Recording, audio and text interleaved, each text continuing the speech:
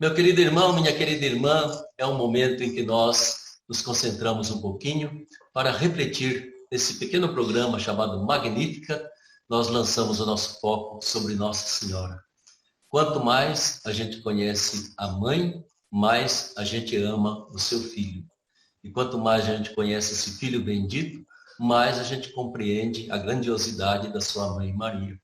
E é tão bom perceber que Maria não é nossa, ela é de toda a humanidade. Isso é muito importante. Inclusive porque Maria não faz parte apenas da devoção dos católicos, ela faz parte da devoção também de outras religiões, de pessoas que têm, evidentemente, uma fé diferente da nossa, né? E até um contraste, porque muitos cristãos, ou que se dizem cristãos, rejeitam Maria.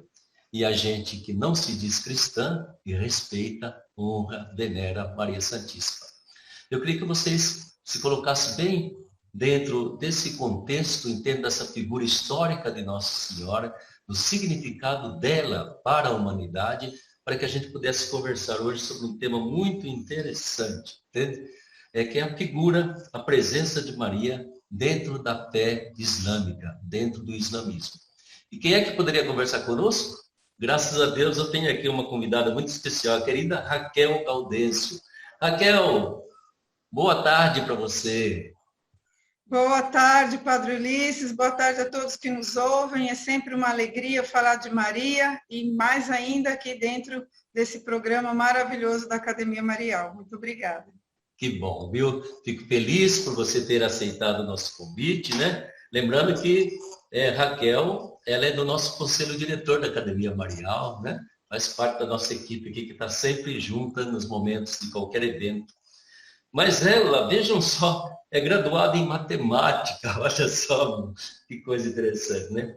Mas especializou-se em Mariologia, foi da primeira turma de pós-graduação, né, Raquel? Sim, com muito orgulho, fizemos parte aí da primeira turma.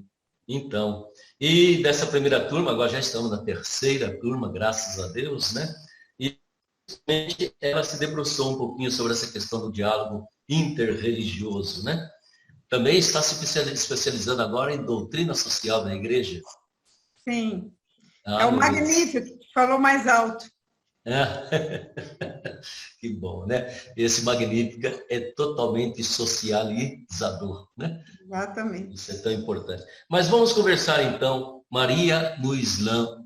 O que digamos assim, qual que é o contexto, a situação de toda essa reflexão? Você poderia oferecer para a gente? Sim, nós podemos iniciar pensando, como o senhor falou, nós vamos falar sobre a fé islâmica.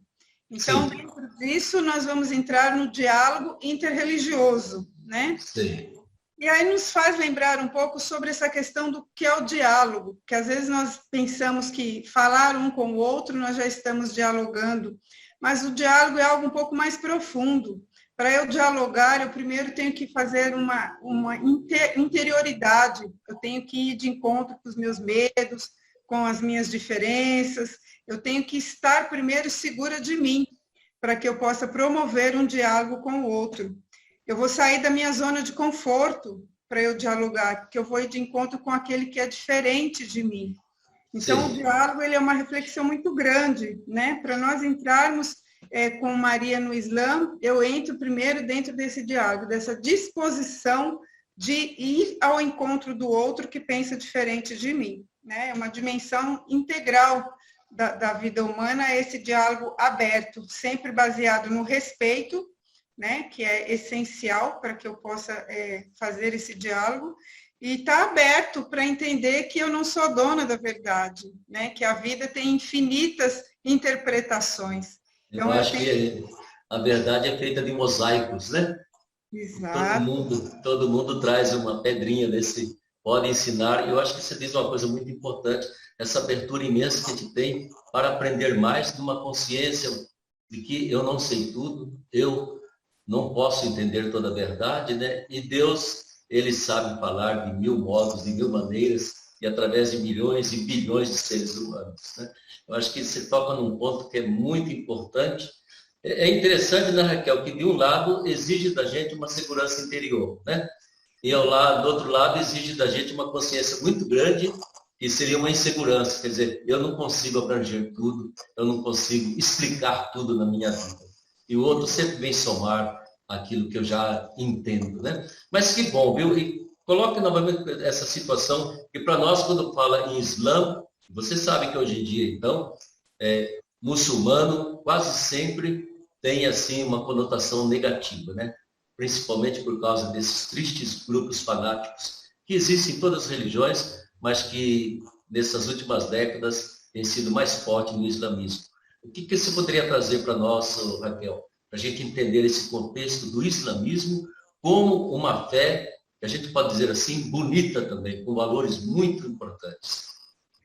O senhor falou tudo, né? Em todas as religiões existem o fanatismo, os fundamentalistas, aqueles que se dizem religiosos, mas que na verdade vão contra a própria fé, sobre aquilo que é ensinado, né? A nossa fé islâmica, a fé islâmica, ela está pautada em pilares muito importantes e até mesmo alguns parecidos com o nosso, né? Embora a gente nunca deva se propor a fazer uma comparação, por isso a segurança que eu tenho que ter na minha fé, né? O diálogo interreligioso, ele não significa que eu vou abandonar a minha fé para aceitar outra. Não, eu estou segura da minha fé, mas eu quero conhecer a fé do meu irmão para junto dialogarmos.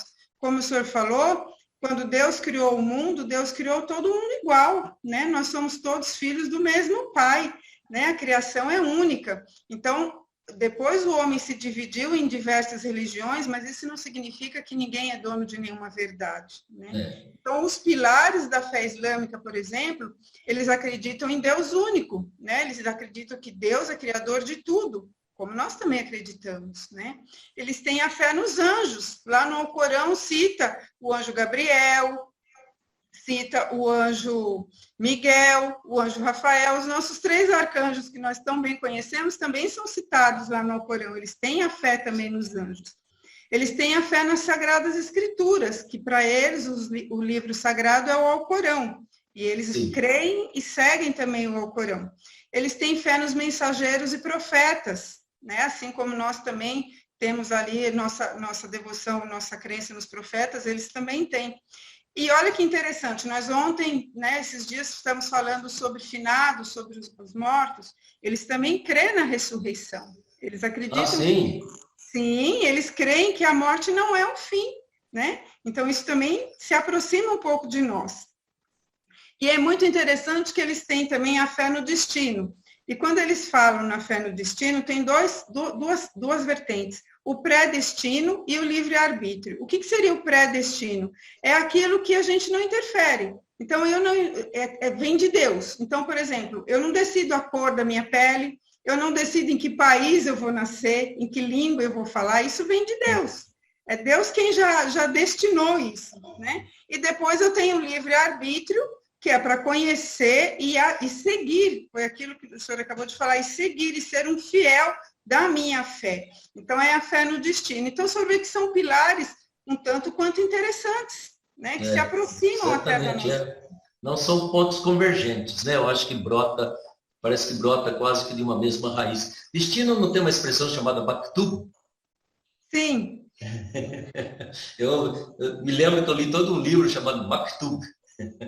É isso mesmo. Destino. Mas é interessante você colocar exatamente esse sentido do destino, não é mesmo? Como sendo aquilo que não depende de nós, da nossa vontade, nem conjugar o verbo querer em todos os tempos, não depende, né? Eu acho que isso é uma coisa muito importante, porque quem não assume o seu próprio destino, eu acho que não consegue construir a sua própria história, né? Está deslocado. Exato.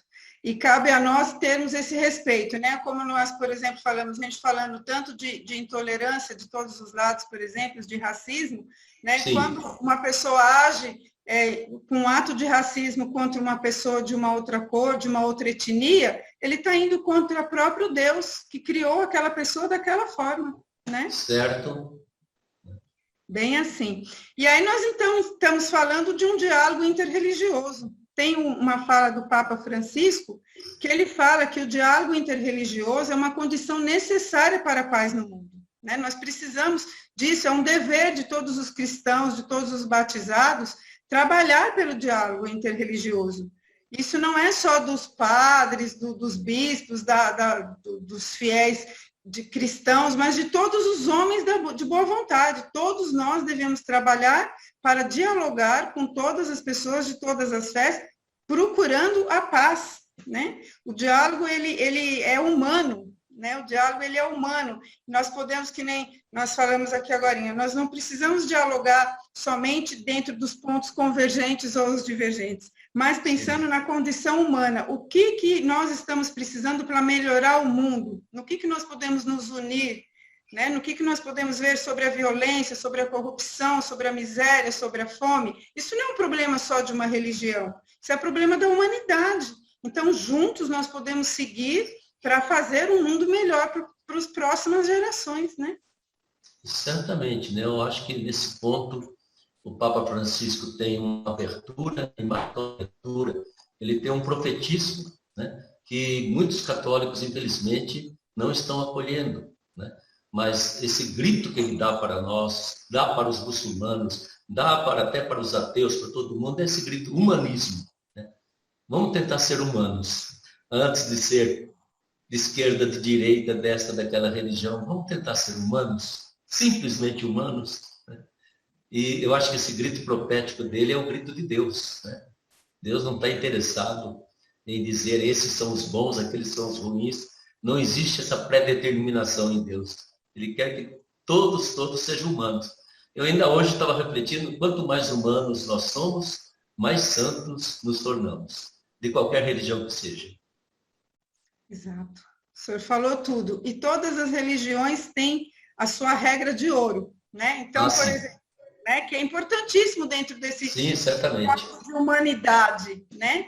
É uma regra que é comum a todos, né? Nós temos em Mateus, no Evangelho de Mateus, no capítulo 7, no versículo 12, né, tudo aquilo, portanto, que quereis que os homens vos façam, fazei vós a eles. Né? É uma regra básica, que independe de religião. Se eu não quero que a minha religião seja ofendida, eu também não vou ofender o outro. Né? É uma regra básica. E eu acho que isso é tão importante, né? Eu acho que você coloca num ponto que muitas vezes a gente, sei lá, se coloca quase que fanaticamente, né? Contra determinada posição, uma determinada religião, né? E eu me esqueço que, no fundo, né, eu estou ofendendo a pessoa, né? Não é a ideia dela. É a pessoa, né? E nesse ponto que Nosso Senhor pede para nós. Aliás, Jesus coloca a regra de ouro no sentido positivo, né, Raquel? Não é não fazer no outro o que eu não quero que me faça, mas faça, tome a iniciativa, faça ao outro aquilo que você quer que ele faça para você, né? Nosso Senhor, nesse ponto, traz uma sabedoria fora do comum, né? E isso toma conta, certamente, né, de todo o islamismo também. Sim. Na fé islâmica também, eles têm... a fé islâmica mesmo, ela só prega o bem. Ela deseja a paz, o bem para todos, né? É exatamente isso. São, que nem o senhor falou no início, infelizmente existem aqueles terroristas que agem em nome da fé, que não é a fé, mas agem em nome de, e acaba manchando aquilo que é bonito dentro da fé islâmica. Né? Então, infelizmente, isso acontece em todas as religiões, né? Mas é aquilo que eu sempre digo, uma árvore que cai faz mais barulho do que a floresta inteira em pé, né? Então, infelizmente, toda a parte boa que existe ali fica esquecida e só se mostra aquela parte negativa. Isso acontece no geral, né? Mas chegamos aí, então, agora um pouco para falar em Jesus, né? Na concepção. Sim. Aí é bom que você descreva bem para a gente, né? Qual é o nicho, ou o altar de Jesus da fé islâmica. Você pode descrever para a gente? Podemos, sim. Dentro da fé islâmica, Jesus está dentro dos profetas, né? Eles falam que Deus mandou 124 mil profetas e mensageiros para toda a humanidade. Então, em todo o mundo, tem algum profeta para poder falar sobre Deus, para nos ensinar as leis de Deus, para iluminar os caminhos dos homens para seguir a Deus. Dentro do Alcorão, todos os profetas têm a mesma importância, Porém, eles, no próprio Corão, mencionam apenas 25, e desses 25, eles deixam 5 como aqueles que são os mais perseverantes, aqueles Sim. que tiveram mais provações, que tiveram que ser mais firmes dentro da fé. Deles estão Noé, Abraão, Moisés, Jesus e o profeta Mohammed, e que a paz esteja com eles, que eles sempre dizem no final, quando citam o nome dos profetas. Né? E dentro desses 5, então, está Jesus. E Jesus é mencionado 25 vezes no Alcorão, enquanto profeta. Mais do que o próprio profeta Mohammed, que é só 4 vezes. Olha que interessante. Sim, interessante. Ele é tido como um profeta que tinha uma vida muito simples, que não tinha casa fixa, não armazenava alimentos, ou seja, vivia na completa humildade, era um Messias para eles era aquele que viajava muito ou que curava, então Jesus estava dentro dessas duas concepções, ele realizava curas também, assim como nós temos no Evangelho, e ele era a palavra de Deus encarnada, eles também entendem dessa forma. Não foi executado na cruz por eles, né? De acordo com eles, ele foi arrebatado diretamente para os céus, e ele voltará nos fins do tempos. Ele nasceu de uma mulher que é virgem. Olha lá. Olha só que interessante, Raquel. Parece que está tirando da nossa Bíblia toda essa história, não? Exatamente. Inclusive foi o anjo Gabriel que também falou com Maria, é mensageiro lá. Né? Então já estamos chegando aqui em Maria no Islã. O tempo passa rápido, né? Nós já estamos aqui agora em Maria no Islã. Maria no Islã, ela é considerada... No Islã não existem mulheres, não é relatado mulheres como profetas, profetisas, né? Sim. Se houvesse alguma, Maria com certeza seria uma, de tanto que ela é respeitada e venerada dentro deles. É o único nome de mulher que é citado no Alcorão todo. Em todo o Alcorão, só uma mulher é citada, e é justamente Maria. Que interessante. Sim, e ela está sempre sendo citada também junto com o nome de Jesus, o seu profeta, o seu filho, que era o Messias, né? Que foi o Messias. Ela foi virgem, ela também não teve nenhuma relação com homem algum, se permaneceu virgem, não teve outros filhos, segundo o Alcorão. Ela honrou a castidade dela, né, o tempo todo, ela era muito devota de Deus. E dentro do Alcorão, tem as suratras, que seriam os capítulos, existem 2 dedicados a Maria. Um primeiro, que é na surata 3, que é onde fala do nascimento dela e da sua família, dos seus pais, de que ela já foi consagrada, já desde de menina também, para o templo, olha algumas coincidências, né? E depois, na surata 19, conta a história já dela mesmo, de toda a vida dela, né? Do nascimento de Jesus, do nascimento milagroso de Jesus também. Também, interessante. Também, milagroso também. Né? Inclusive, ela sofreu muito, quando ela foi debaixo de uma tamareira, quando Jesus nasceu milagrosamente, e aí ela fez um voto de silêncio, e durante aquele momento ela ficava preocupada, o que vão falar de mim? Eu vou chegar com esse menino no colo diante da sociedade, o que vão pensar de mim? Eu que sempre fui devota, que sempre fui uma mulher fiel. E aí ela chega diante dos outros em silêncio, com um voto de silêncio, e o próprio Jesus, recém-nascido no colo, é quem fala para as pessoas quem ele é. Né? Então, é bem interessante todo esse contexto desse nascimento de Jesus dentro da fé islâmica. Mas aí entra dentro de algumas coisas que nós também veneramos, né? A virgindade de Maria, né? Tem toda essa coisa. E tem uma coisa bem interessante no Islã, que eles têm assim, os anjos, todos, segundo eles, todos nós temos 2 anjos. Um que fica do nosso lado, anotando tudo que a gente faz de bom, e o outro que fica do lado, anotando tudo que a gente faz de mal. Olha só. Pois é. É o anjo de guarda de um lado e o outro de olho para ver o que a gente está fazendo. E dentro da humanidade, os anjos, tem aquele anjo mau que ele sussurra coisas negativas para as pessoas. Mas os profetas nunca receberam esse sussurro do mal. E nem Maria. Maria foi a única mulher que também nunca recebeu nenhum sussurro negativo. São algumas coisas interessantes. É algo assim muito próximo da Imaculada Conceição, né? Da nossa fé. Muito próximo. Bem próximo da nossa Imaculada.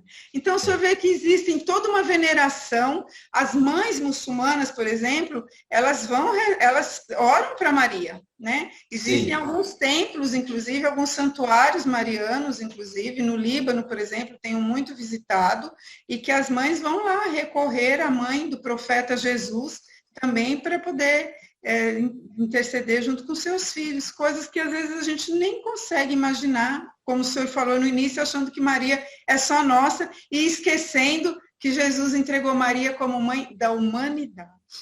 Você me faz lembrar de uma coisa, Raquel, que quando eu era responsável pelos missionários redentoristas, eu visitei muito a Ásia, né? E uma das coisas interessantíssimas que havia, nós sempre celebramos a novena perpétua a Nossa Senhora do Perpétuo Socorro, né? Em todos os países, né? E achei interessantíssimo que tanto nas Filipinas como também em outros países islâmicos, né? Novena do Perpétuo Socorro, quase a metade dos participantes eram muçulmanos. Olha isso. Interessantíssimo. Iam buscar a bênção, participavam, e naquele tempo, evidentemente, eu não tinha ainda visto nada sobre a fé islâmica, né? Mas eu achava que era um momento assim muito interessante de congraçamento, todo mundo na casa da mãe, né? Católico, islâmico, todos ali. E muito interessante mesmo, né? Principalmente nas Filipinas e depois no outro país, que agora não me veio o nome, mas as novenas se sucediam constantemente, sabe?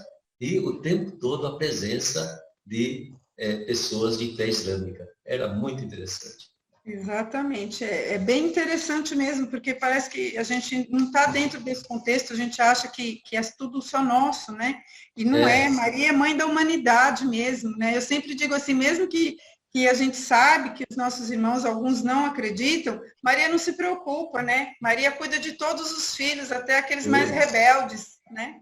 É verdade, entende? Isso a gente vai encontrar pelo mundo afora, né? Essa devoção, esse amor à Nossa Senhora, né? E, aliás, basta lembrar que o catolicismo brasileiro, eu quase que diria que sobreviveu, né, no colo de Maria, porque por muito tempo não havia celebração nenhuma. Aliás, eu mesmo, quando era criança, na roça, via o padre, eu acho que uma vez por ano. O resto era Nossa Senhora da Guia, né? Ela que reunia, ela que te rezava. Essa figura de Maria que eu acho impressionante, né? Como que Deus quis que ela cuidasse da filharada dela, onde quer que fosse, né? Mas vamos continuar aqui. Você ainda pode nos dizer, não é mesmo? A gente encontra Maria, né? Para poder encontrar Jesus. Na fé islâmica está presente Jesus, evidentemente com uma conotação diferente da nossa, né? Mas com muitos pontos assim de luz que coincidem com a nossa própria fé, né? A fé ilumina determinados aspectos que são importantes, né? De certo sentido, confirma a nossa fé, né, Raquel? Exatamente, confirma a nossa fé. Exatamente, ela vai em encontro com muitas verdades, né? Sim. Eu acho que o ponto maior de divergência seria a questão, por exemplo, da Santíssima Trindade. Para ele, Deus é o Deus único. Ele não foi criado, ele não gera, ele não gerou. Ele é único ele, né? Só tem um Deus Sim. Criador. Então, isso aí seria, eu acho que um ponto que mais diverge um pouquinho de nós, porque nós, né, temos a Santíssima Trindade como nosso ponto de fé também central. Então, acho que essa seria a divergência maior, porque no restante tem muitas coisas que se aproximam muito mesmo. Nós estamos, inclusive, eu agora estou cada dia estudando um pouquinho mais sobre Maria no Islã, porque nós acabamos promovendo aí um curso de Maria no Islã, então cada dia eu descubro mais coisas que vão se encaixando dentro da nossa fé, ainda que eu volto a dizer, né, que para nós promovermos o diálogo interreligioso, nós não precisamos ser os donos da verdade, né? Então, Sim. A gente tem sempre que estar atento com isso. Mas aquilo que nos aproxima, por que não falar sobre?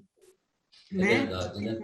E, de alguma forma, Raquel, Maomé certamente bebeu naquilo que era a fé judaica, a fé do cristianismo primitivo, né, as primeiras comunidades. Ele deve ter bebido, assim, muito desses elementos que depois constituíram toda a síntese do islamismo, né, toda a proposta islâmica. E eu acho bonito porque ele soube respeitar tudo isso e procurou integrar, de alguma forma, na fé desse povo, né? E uma vez eu tive a ocasião de visitar Níger, e de maioria islâmica, né, o país todo, né, com os católicos eram gatos pingados. Na capital Níger mesmo, acho que eram 15 mil, não chegava a 15 mil católicos, né? Menos ainda, bem menos, né? Mas é interessante porque aí os católicos enchiam as igrejas, né? Mas conviviam numa paz que nunca ouvi. Os colegas que moravam lá, eram missionários franceses, né? Conviviam nas iniciativas sociais, em tudo que faziam, né? Não havia nenhum antagonismo, nenhuma disputa, absolutamente nada, né? Era um prestando serviço ao outro, né?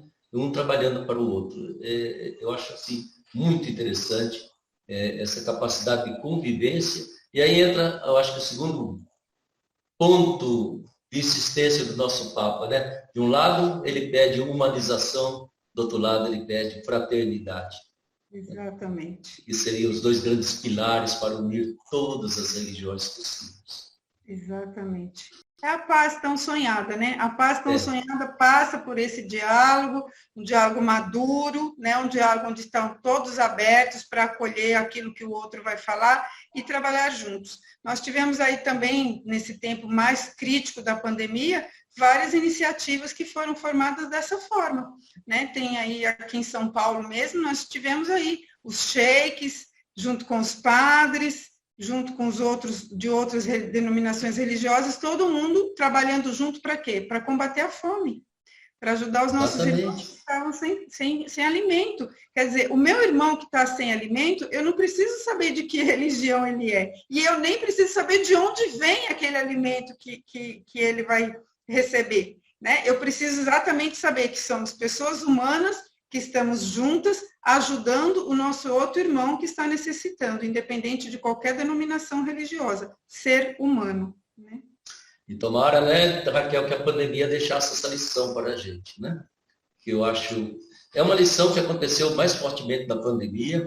Aí, eu falei, se revelou muita gente que vive os valores cristãos, né?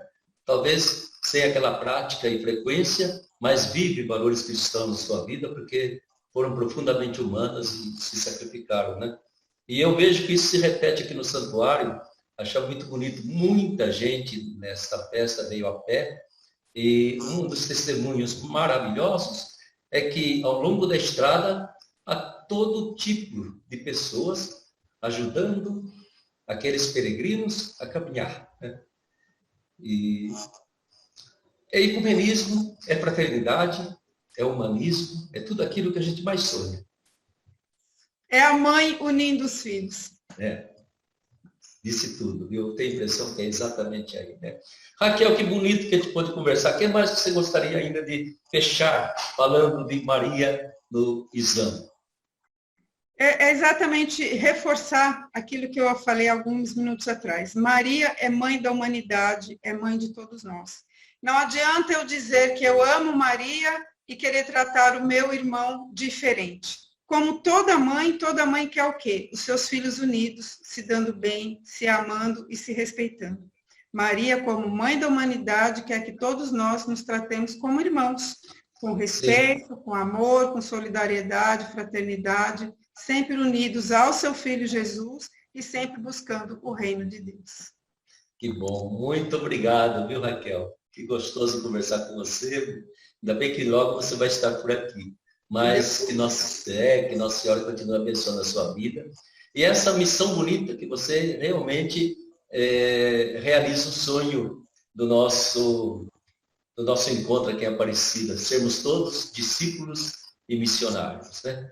E na medida que eu acho bonito que na medida que vai recebendo, já vai distribuindo aquilo que recebe em termos de aprofundamento, reflexão, experiência de vida, né? E a gente agradece a Deus por pessoas assim como você, pessoas bonitas do ponto de vista cristão, do ponto de vista de seres humanos, viu? E a gente continua, então, trabalhando juntos, né? E percebendo que a Mariologia não é mariológica somente. A Mariologia é principalmente algo que nos faz ser cada dia mais filhos e filhas de Deus, mais humanos, mais unidos ao Cristo. Um abraço para você muito grande, viu? Fique com Deus. Aí, obrigada, um abraço para todos aí, obrigada àqueles que nos acompanharam e seguimos juntos com a Academia Marial, estudando e aperfeiçoando cada dia mais nesse estudo sobre Maria. Que assim seja. E obrigado a você que está nos acompanhando, nos acompanhou mais neste momento. Reze no seu coração, Magnífica. Vale a pena sempre emprestar de Nossa Senhora ou junto com ela, repetir sempre: a minha alma engrandece o Senhor, exulta meu espírito em Deus meu Salvador, porque a sua misericórdia se estende de geração em geração. Nossa Senhora abençoe cada um de nós. Até o nosso próximo encontro, se Deus quiser.